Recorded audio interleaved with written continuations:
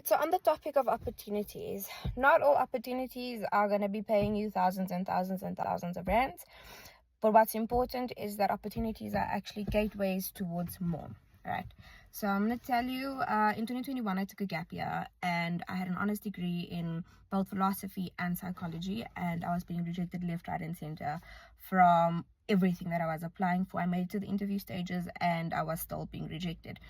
And I know that rejection can make you feel like something's wrong with you, you're not good enough, and you start internalizing that. But I kept going, and eventually I applied for a brand ambassador role, which I was initially rejected for, but later on one of the girls dropped out and then they pulled me onto the project. The client was so happy with me that he then booked me for years consecutively afterwards. I even still do work with the client now. But the point is that he then later on referred me to someone else who I then also started working for in the same role. And when I walked away to go into a more permanent employment space and my life blew up, they were the first people I went back to. Right, and they did everything they could to help me and to open doors for me, to the point where I was even appointed as a manager for a campaign.